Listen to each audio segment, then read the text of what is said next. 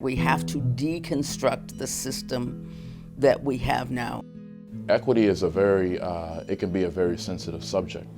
You know, when it comes down to it, you're talking about students, you're talking about their livelihood and how they're going to move forward in life.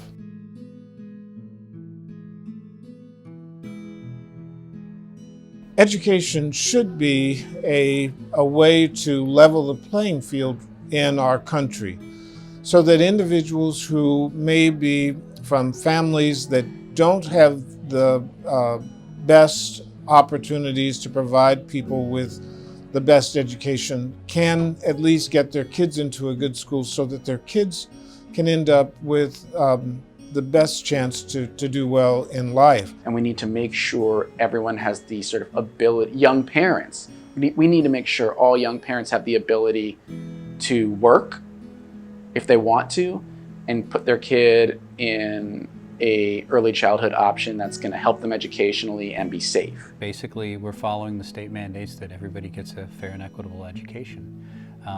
But the way we invest in that is not consistent with that. That we need to invest in education for the future. I think there needs to be more consistency between districts and between the state as a whole. I think that there's a lot of inconsistencies and a lot of money that's being thrown into areas that doesn't need to have money spent on. And I think we've lost focus of the very basic needs of the students. Equity begins as a baseline. We need higher education to do what they need to do to train our teachers. So when they get out there into that classroom, they know, they have some background into what they're getting into. Doing practicums, having them work in classrooms and student teach with teachers who know all aspects. They have to know about disabilities. I think our state governments are really where a lot of these decisions are being made right now. And I think it's educational administrators speaking out and supporting teachers who are already speaking out actively. We need to stop saying, we want you to fix it. We need to be saying it needs to be fixed and convincing, showing taxpayers, showing voters why their vote about that matters, so that education and education equity becomes on the same plane as some other social issues. Every parent wants the kid to be able to succeed beyond what the parent was able to. But if they don't have a good shot at a good education, then that's not going to happen. The National Association for Multicultural Education was founded 30 years ago.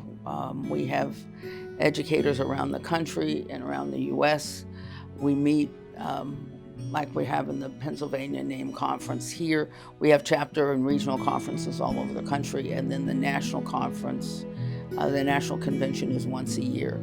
And we bring educators together as well as community activists who have concepts, ideas about how to better educate our future teachers, how to re-educate teachers that are in the classroom, and support people who are doing strong and progressive work.